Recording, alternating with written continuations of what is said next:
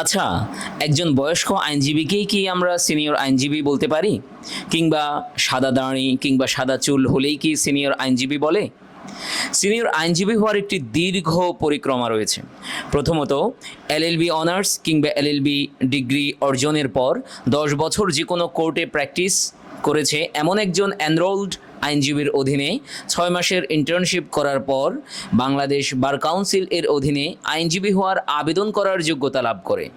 এরপর বাংলাদেশ বার কাউন্সিলে MCQ, written, viva পরীক্ষায় উত্তীর্ণ হলে তাকে আইনজীবী বলা যায়।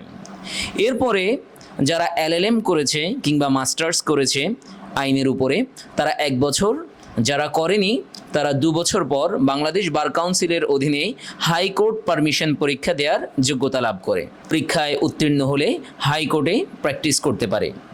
এখানেই কি শেষ? না, এরপর আপিল বিভাগ। আপিল বিভাগে অ্যাডভোকেট অন রেকর্ড অথবা অ্যাডভোকেট অ্যাপিলেট ডিভিশন, এই দুটো স্ট্যাটাস রয়েছে।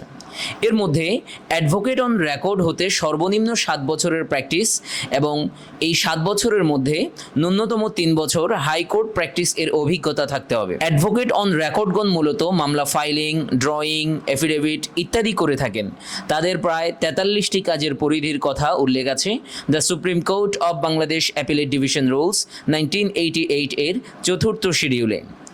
এবার হাইকোর্টে কারো প্র্যাকটিস অভিজ্ঞতা 5 বছর হলে আপিল বিভাগে প্র্যাকটিসের জন্য যথাযথ নিয়মে রেজিস্ট্রার বরাবরে আবেদন করতে পারে।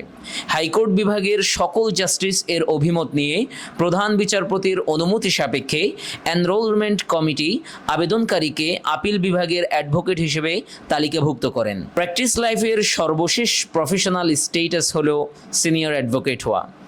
আপিল বিভাগের অ্যাডভোকেটদের কারো আবেদনের ভিত্তিতে প্রধান বিচারপতি ও আপিল বিভাগের অন্যান্য সকল বিচারপতিগণ আবেদনকারীর জ্ঞান, দক্ষতা, অভিজ্ঞতা ও যোগ্যতা ইত্যাদি বিষয়ে যাচাই বাছাই করে সিনিয়র অ্যাডভোকেট হিসেবে তালিকাভুক্ত করেন। প্রায় 5টি ধাপে মেধার স্বাক্ষর রেখে এই স্ট্যাটাস পাওয়া যায়। এ বিষয়ে আরও বিস্তারিত জানতে চাইলে মন্তব্যের ঘরে জানিয়ে দিন।